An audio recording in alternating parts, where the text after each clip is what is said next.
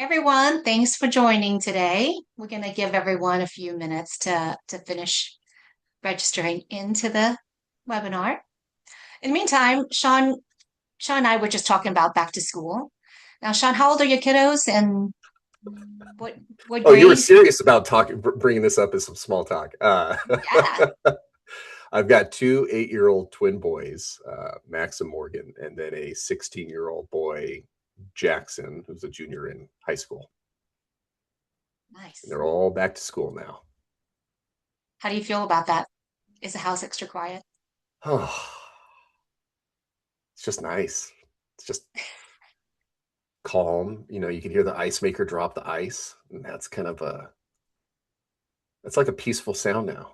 It's a peaceful sound. Like two, and you got to understand, two 8-year-old boys um, have a lot of energy and a lot of energy. And my brother has girls, so it makes it the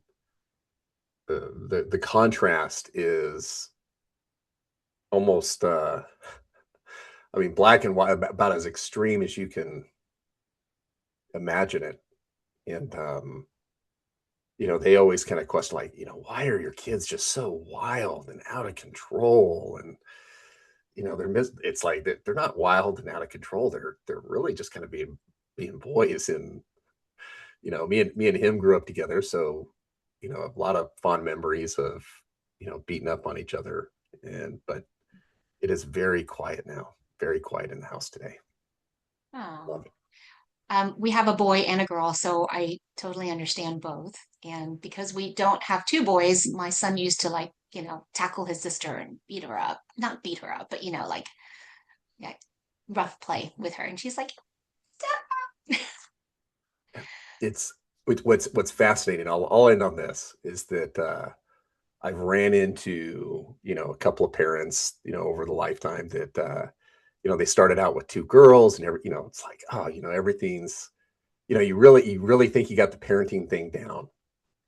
And both of them had twin boys after the fact, and how their attitude changed towards parenting, raising twin boys after having multiple girls, uh, is probably the most enjoying conversation that somebody with twins has, and especially with boy twins, because it helps you realize that you're not crazy, that you're not. Validation. Yeah, it's validation. A lot of it's validation. Well, I think we have quite a bit of people in already, so I guess we should get started. First, thank you everybody for joining our call today. This is going to be a recorded session today, and everyone who has registered for the session will receive a copy of the recording as well as the presentation. So sit back and enjoy. If you have any questions, please do post them to chat or to Q&A, and Sean's going to try and answer the questions for you afterwards. If we don't get to all the questions for some reason, they'll provide you with a follow-up email, with all the questions that you have, or answers for your questions, actually. So with that, let's get this started. Welcome, Sean Ferris, CEO of Land Gorilla, who's going to talk to us about the construction due diligence blind spot, rethinking pre-closing reviews. Sean, I'll turn it over to you. Oh, welcome everybody. Thank you, Mimi. Thank everybody for being here today, and the Mortgage Collaborative for hosting us. Like Mimi said, I'm the founder, CEO of Land Gorilla, and today we're going to talk about construction due diligence, the blind spot. It's why losses still catch experienced lenders off guard, even when every document that gets reviewed before the loan closes, lines up. So let me say this up front. Your process isn't necessarily broken. That's not what I'm saying. There's just places where risk hides, and I'm going to help you today, understand where that may lie. And what we're going to show you is what we built at Land Gorilla to help mitigate that. And then we're going to save about 5 minutes at the end to answer anybody's questions today.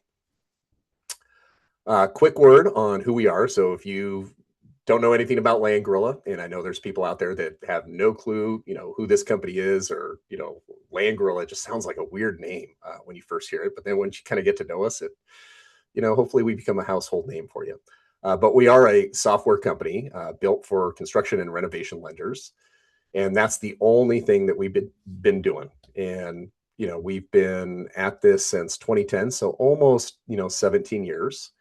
And our platform helps run the entire loan life cycle for a construction or renovation loan, minus the origination part of it. I should say that out loud. We're not an origination platform, but we complement, is probably a better way to say it, the construction and lending life cycle. So that includes pre-close due diligence, draws, inspections, title reporting, portfolio reporting, as well as 50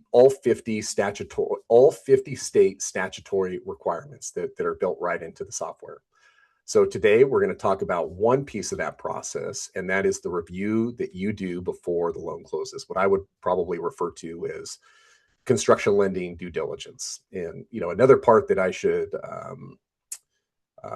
mention is, well, what types of construction loans are we going to be talking about? The construction lending universe is huge. Borrower bases, lines of credit, consumer loans, non-consumer loans, commercial.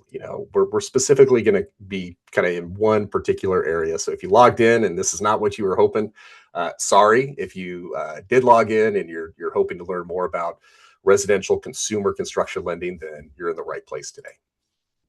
So that's a little bit about us, but as we dive into this, I want to build kind of this story from the ground up. That way the whole picture makes sense by the end of the presentation today. So let's start with a simple question. What makes a construction loan different, right? And so, start with what you do on every traditional consumer mortgage today. You verify credit, income, assets, the appraisal, and the collateral. And every one of those things already exist. And what I mean is you can go look at it. The house is standing, the appraiser can walk it. A construction loan adds two qualifiers on top of that. The first one is the contractor, right? Who is actually doing the work? And here's what makes that tricky. It's a third party that you didn't necessarily pick and you didn't price into that loan. The borrower chose them and you're inheriting them. The second one that I want you to think about is the project. What work is getting done?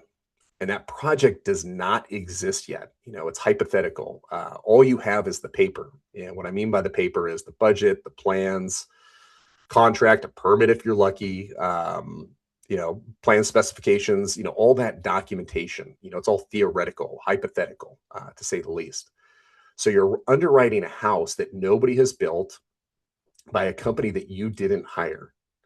And both of those come down and help boil down the risk into the one big question, right? And that question is, do we accept this risk? Do you accept this risk? Do I accept this risk? And that's what I want you to think about when we think about pre-closing due diligence. So what I want you to do is look at the far left of this spectrum, right? When you think about the due diligence here, there's no review at all, right? A lender can we do nothing, right? That means you're relying entirely on the borrower to pick the right contractor, right? We're talking about this spectrum. And borrower research varies widely. We all know that. If you don't, just tuck that away. We all know that their research varies wildly. Some do nothing, some do some surface level web research. Either way, it isn't enough to test the builder or the project. Now, look at the quotes up here. This is what we hear, after the fact. So when things go wrong, this is typically the language that you're going to be hearing. I fired my contractor. My contractor took off with the money. They walked off the job. We underbid the project. It never got finished. The parties are in a dispute. All of that, if you've been doing this for a while, it may sound familiar, right? Every one of those started as a contractor. Nobody checked, right? And what do I mean by that? And we're not talking about not looking, not knowing doesn't make the risk go away. It just decides who finds out and when they find out, right? Are you finding out at the beginning or are you finding out at the end? So there's a whole spectrum here. And, we've put it on the board here and it runs left to right. least amount of review on the left, most amount of the review on the right. On the far left is kind of like that do nothing category. You trust the borrower's pick, and that's it. Next is more of a surface check. What we'd call a cursory look at the budget. Some web searching on the contractor. Then you kind of start getting into standard reviews, right? Every document gets checked against, kind of a checklist, and I'd probably say that's going to start resonating with some of you on the call. On the far right is more of a contextual review, and this is where things get interesting.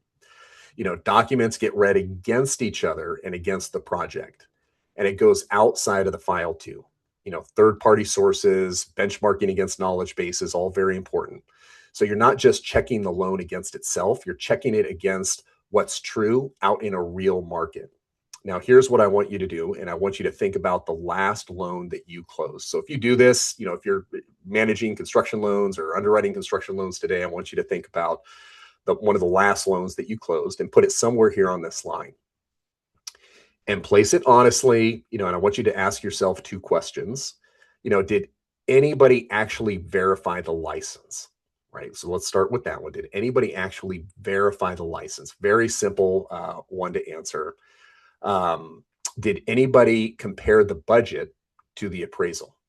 Right. And think about that. What I mean by the budget against the appraisal is, is the scope that's being included that, or was it just included as an addendum by hypothetical? What kind of analysis was done between the two? Did you just make sure it was attached, and the, projected value, the hypothetical value, is in line with what you're looking for? So think about those two. And if the answer is no, that loan was a surface check, right? I want you to think that, we're going to put that in kind of the surface level checking category.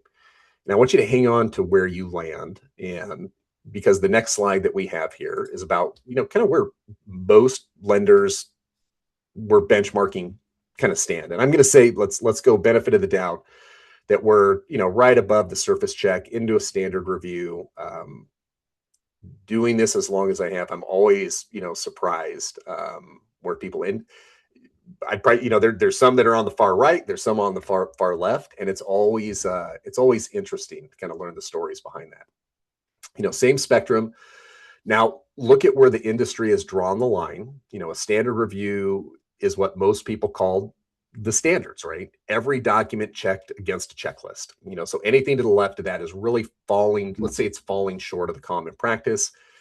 And here's the number that should bother you: is how many actually sit on the far left of those columns up there, right? The do nothing or the service check.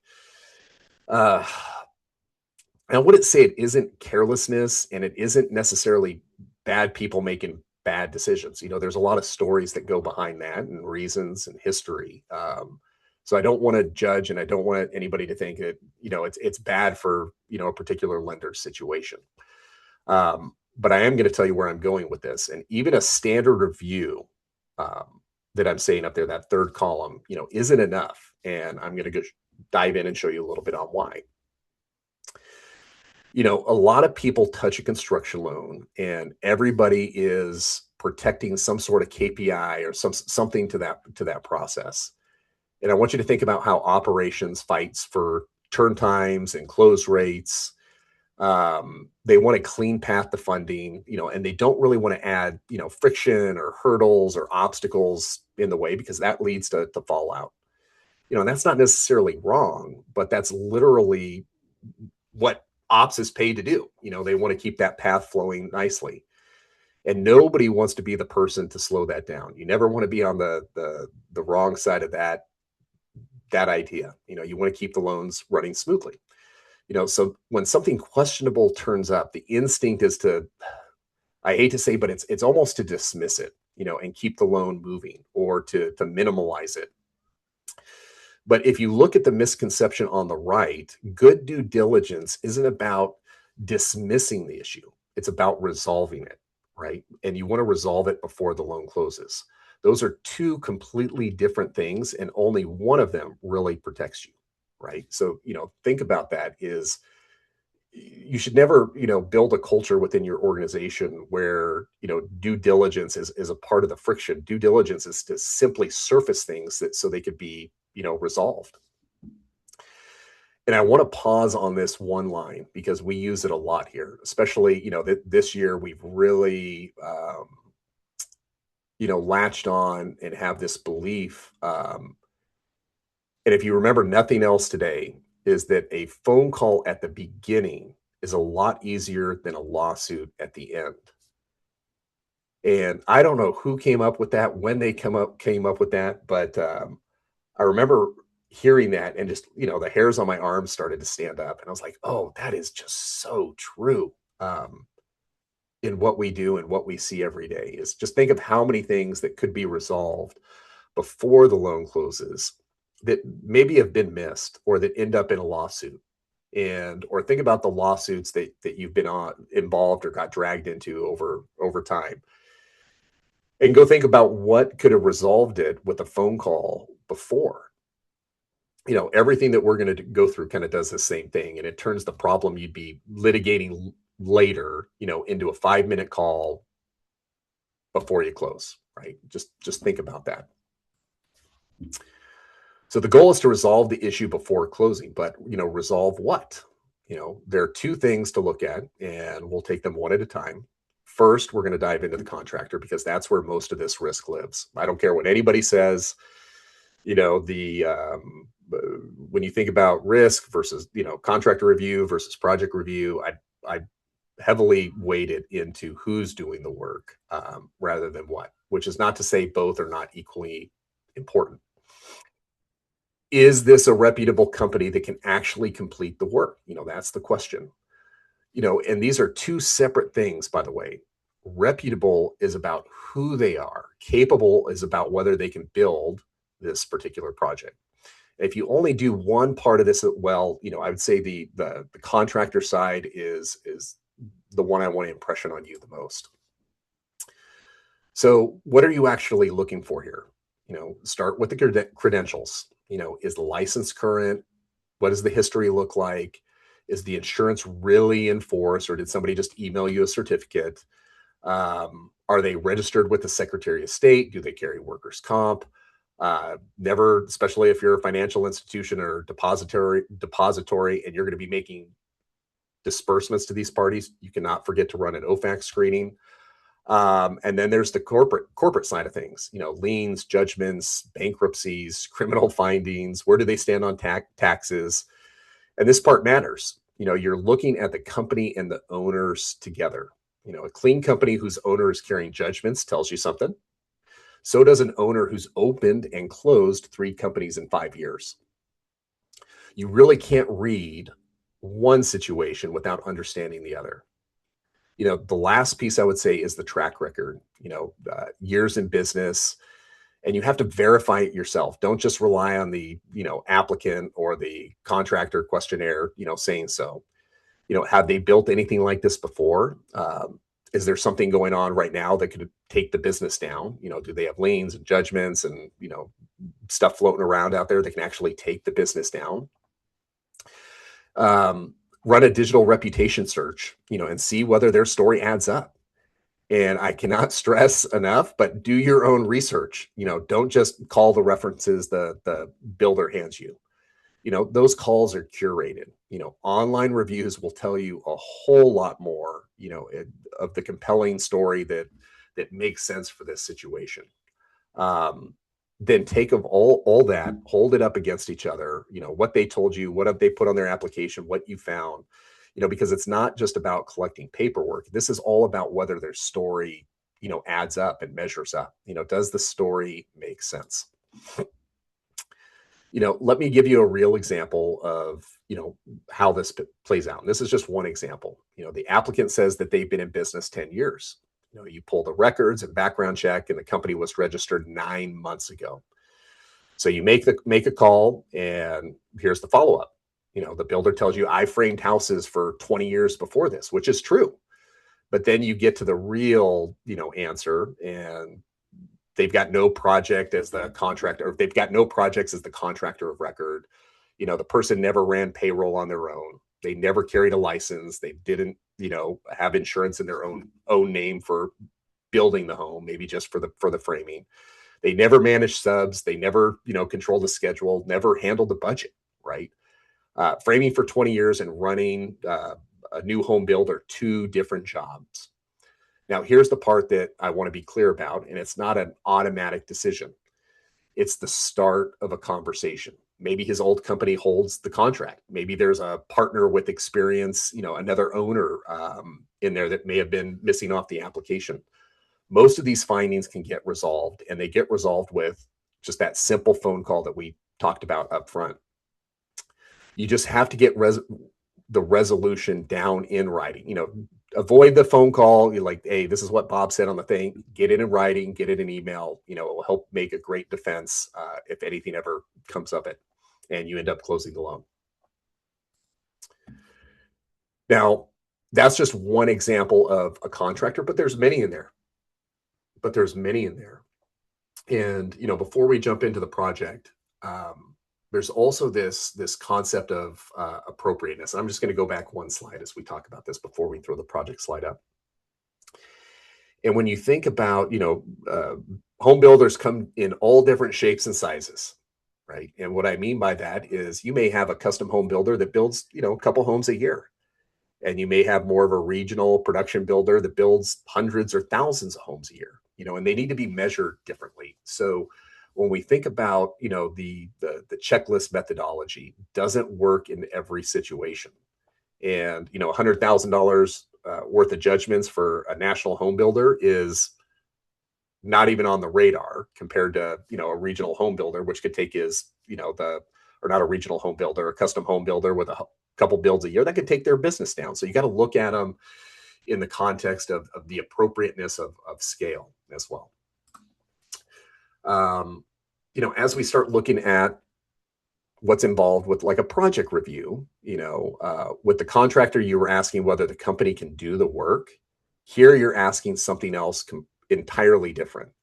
Do the documents support a project that can actually get finished on the budget that you're funding and inside the term that you're writing, right? And this one's a little bit harder because of where the risk sits. It isn't inside one particular document. So you can review every document that you get provided in the file and nothing really looks wrong with any of them and still carry a significant amount of risk to the project getting completed. That's the blind spot. That's what this webinar is pretty much named after. And here's a typical file, right? And I want to give you kind of paint a little story and a little picture here, right? The contract, the plans and specs, the budget, here in the middle, the appraisal and the permits and survey. A standard review takes these on, one at a time. Is the budget complete? Is the appraisal current? Is the contract signed? Are the permits pulled? Check. Every document, starts to pass in that kind of traditional checklist style review. But complete is not the same thing as consistent, right? Because these documents are all describing the same house and they have to reconcile to each other. The budget has to reconcile to the contract. Both of them have to reconcile to the drawings. The scope has to reconcile to the appraisal. The schedule has to reconcile to the local jurisdiction timelines. And the standard review never asks any of that. It only asks whether each document is necessarily finished and complete to its own extent. So you look at the lines connecting them now. That's where these, questions start to live. Does the contract price the same work the budget is paying for? Does the budget line actually match the drawings? Does the scope reconcile to the appraisal? Does the schedule fit into the local jurisdiction timelines? When those don't line up, you don't have a document problem, you have a project problem. And nothing that you have in that documentation is really going to flag it for you. And another, let's dive in here to the construction contract, right? And because this one really, I would say, gets overlooked. It's more of a collected document, surface level review in a lot of instances. But the contract between the borrower and the general contractor, It governs that relationship, and you're not a party to it. So everything on this slide is what your loan agreement needs to cover, because the contract usually won't. And you're going to start with the big one, the assignment of the plans and specs. If the contractor walks and you have to take the project back, can you legally finish the house? Think about that in the reverse context. If something happens to the borrower and they walk, they leave the country, they get hit by a bus, whatever the situation is, do you have a legal right to finish the home? And I've seen situations where you don't have a legal right. You can't finish the home because you don't own the plans and specs, or they were never assigned to you. And you could be held hostage. Most contracts get that wrong, and it's the one you probably need the most. Then I'd say change orders and cost overages. Who approves a change, who pays for them, when the values start to move. Lender's right to inspect. Is it actually written down, or is everybody just assuming that? Another one, disbursement requirements. What has to be true? Think about it. What has to be true for the money movement to start to happen? And who signs off on it? Lien waivers, conditional, unconditional. Are you collecting them from the subs? Surveys. Are you verifying where the structure sits against the plans and the lot lines? Insurance, builder's risk liability, is it all enforced? Are you being named as additionally insured as the mortgagee? You don't want any of those really getting overlooked, especially hidden covenants. These are the terms that are buried in the contract that work directly against your loan agreement. A clause that says the contractor gets paid on a schedule instead of for completed work. An arbitration clause that keeps you out of the process entirely. Lien waiver the borrower already signed preemptively. A clause blocking assignment, or terms that let the contractor stop work if a payment is late by a few days. And here's the real danger. You have two contracts governing the same house and they both disagree. Before closing, it's a call about an amendment or even having the builder sign a simple acknowledgement form. After closing, you find out which document actually controls, and you usually find it out in front of a judge, which is not where you want to be. Meanwhile, the house just sits there half built, nobody working on it.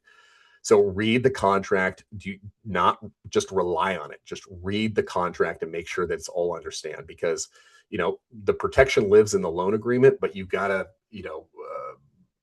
make sure that the relationship of the two succinct. One should supersede the other, and you should have a clear understanding of which one governs the build. So that's the theory. Let me show you what that looks like in a real file. This is a finding that we see pretty frequently, believe it or not. You look at and this is in the form of a contextual review versus a standard review, and you'd be surprised how much this specific one actually comes up. Look at the contract on the left. The existing well and septic are there to stay. So the property has an existing well and septic already there. Home's teared down, but the existing well and septic exists today. Nothing new gets installed. Now the budget on the right, $40,000 for a new well and septic. Take that budget, line by line in itself. You do the review, completely fine. Nothing gets flagged. The math works. The format is right. Passes on the checklist. But when you hold the two documents up to each other, the construction contract that explains the well and septic are existing, and the budget that shows, $40,000 for a new budget, together, you've got a big problem, and that's why this matters. That $40,000 gets drawn at some point. Builder sees it in there, $40,000. I don't think I met one today that's raised their hand and said, oh, hey, I need to give the money back. God bless them if they have. And, but that's not usually the way that we see this go down. So if you catch this issue before closing, it's a back and forth and probably an email, right? If you catch it after the fact, you're looking at an overfunded loan, a clawback issue, a serious dispute, or, something even worse. And now I really want to, we're going to step away from that example, but I want to talk about something that surprises a lot of construction lenders, even ones that have been pretty experienced. And depending on whether you're working for an institution that just, does a lot of backyard lending, you're in the same state, you get more regional, you're nationwide. Um, as you grow and expand your footprint, this becomes more of an issue. Some of your risk doesn't come from the documents at all, right? It comes from state laws, and you can't just rely on title to tell you what to do. Huge mistake, huge mistake, massive. Relying and outsourcing that to others. You really have to build your own foundation here. And when you're wrong on it, it really bites. In some states, Illinois, for example, if the borrower signs the construction contract before the loan closes, you lose first lien position on all the new improvements, right? You keep first lien position on the land, but all the improvements, are out the door, right? And think about that. That one's a hard one to swallow, losing first lien position. Nothing in the file necessarily looks wrong when you underwrite it. The contract is signed. It's great. You want the contract to be signed, but you never think that, the implications in that situation could lead to not having first lien priority. Permit timelines work the same way. So disbursement rules. What's completely routine in one state, can stall a loan in the next state, right? And there's dozens of these situations, many, too many to count. So no checklist really covers all 50 states. That's really complicated to keep updated, requires attorneys. It gets immensely expensive. Trust me, we've done the work here. We've done a lot of work here. And, when you think about reviews, yeah, some of these may stick in, somebody's head, and become tribal knowledge, but most of them won't. You can't hold that kind of information in your head. And I'm not trying to give you legal advice. I just want you to know and walk away with knowing that the rules aren't uniform. So you should ask your legal counsel, how to do that, because each one of these states have their own quirks. And here's a question that sits underneath the whole budget review. Should this house cost as much to build in this market? It's a regional cost analysis, and two things can set that benchmark, right? The quality of what's being built and where it's being built, right? Actually, you can also say three: the size, quality, and location. A budget that's completely reasonable for a tract home, say in Ohio, is wrong for a custom home built on the coast in California, right? Same square footage, totally different number. So national averages aren't going to help you, when you're benchmarking and doing cost analysis, right? You need to take consideration, the build, location, and finish level. Once you do have that benchmark, things start jumping out at you. Front-loaded budgets, too much money in the schedule too early in the phases. The borrower, draws down and there isn't enough funds left to finish the house. It's a big, scary thing. When we think about framing analysis, it's a line that tells us a whole lot about the project, right? Run it against square footage and the quality level, and quickly whether or not the budget is legitimate, whether it's real, and you even think about initial deposit handling, how much is going out the door before anybody swings a hammer, what's traditional, what's customary, do you have situations where you're just giving 10% of the construction cost up front and the builder's not even asking for it? You also run into like missing budget items. The plans call for something and there's no line item for it. You want to make sure you cover all those gaps. Then you get into permitting, and this one, I want to say nobody does this, but you would expect more construction lenders do this kind of as a standard practice. But nobody really goes and researches the permit timeline, right? So nobody's, God, it's such a strong word. So what do I know? I'd say, let's say just it's 50-50. It doesn't really matter, but if you read the plans and specs together along with the budget, you can do the work to see what permits should cost and how long they'll take. And that's the difference between, a 12-month term that works and one that just runs out before that. There's nothing worse than closing a construction loan and finding out this 12-month construction loan, they can't even pull permits for 6 months, and that's something that you should find out before. or else you're really setting yourself up for failure and you're setting your borrower up for failure. So everything I walk through today can be done, by hand. People do it, it works. It just may be a little bit slower. It may be hard to scale. Um, so we ask a different question. What if one system could read the entire loan at once, right? What if one application or one program can do it? And that's what we imagined here at Langorilla and what we created with our product called X-Ray. And what X-Ray does, it has a name on purpose, right? Because it can see beneath the surface, right? It can see things contextually, it can see the relationships, but it can read them all together instead of one at a time. The contract, the budget, the plans, the specs, the appraisal, the permits, acknowledgement forms, addendums to the contract, all in one pass. It flags them where they contradict each other. The well and septic issue that we just looked at, it verifies the contractor at the source for the license, insurance. It checks the standing track record. It runs against regional cost analysis and the quality and the location of the bill. And it does a couple really unique things that we're proud of. So we've spent a lot of time and resources doing research on all 50 states. You're probably familiar with our state resource library. Um, Unbelievable amount of visits to that library every day. Unbelievable amount of downloads that we get for the forms that are in there.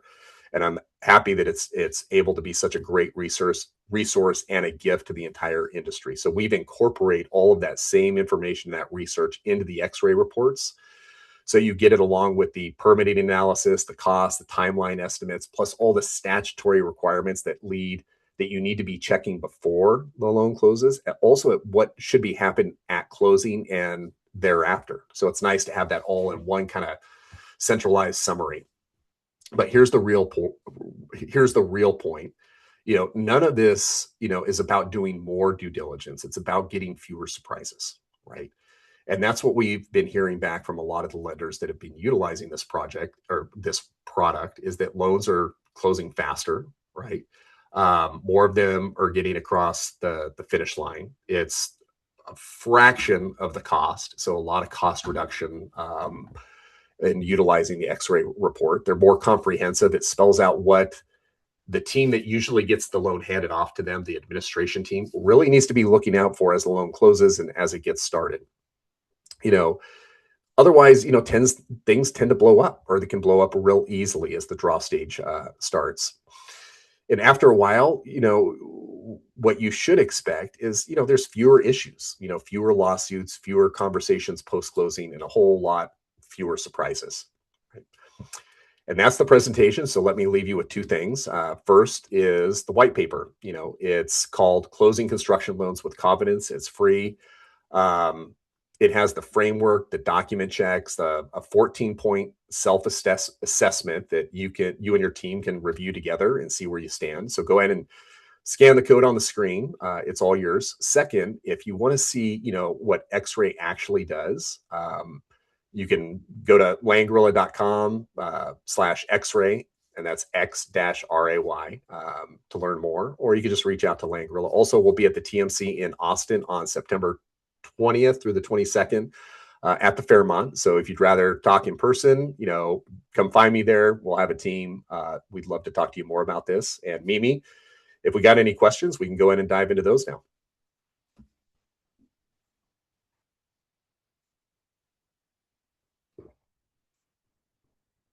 Great, Sean, I have your first question right here.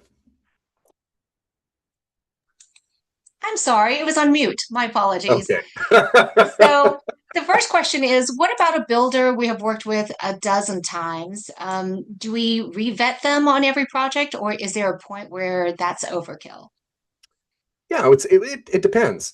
How often is every project? If you've worked with them on 12 loans over 12 years, then I'd probably say the standard approach is you're doing an initial review, and then you're doing some sort of true up every 12 months, right?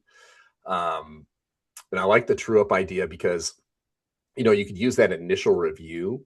You know, how many loans, do you allow in your risk management policy statement? How many loans do you allow a builder to participate in for, even though they're going to have be dispersed amongst multiple borrowers, what's the concentration level that you're going to cap it at, right? So you want to make sure you have a concentration cap in there.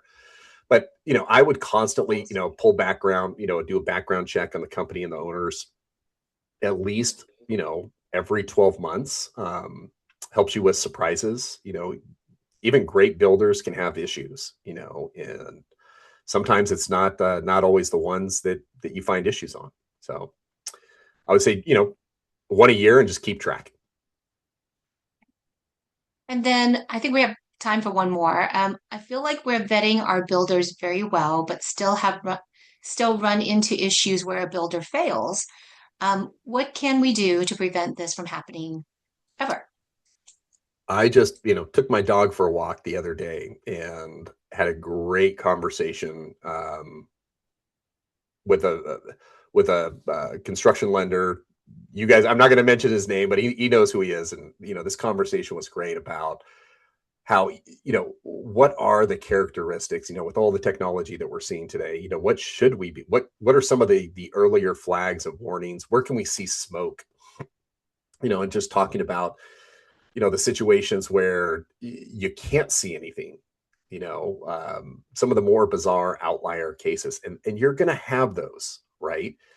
And what I want you to think about is, even a great traditional, 30-year fixed mortgage, things happen in people's lives that prevent them from making a monthly payment, right? And the same thing can happen on a construction loan. Things that we can't prepare for and see on the surface, see in a review, see before it happens. Could materialize completely after. Life happens. So I think construction loans, do carry some risk. Every loan carries some risk. Otherwise, we wouldn't all be here today. Everybody would be doing this. So I say you can't guard against everything, but you can definitely, employ best practices. You can move your organization on that spectrum from a kind of a standard checklist to more contextual reviews. You don't have to use Land Gorilla to do that. That's not what I'm saying.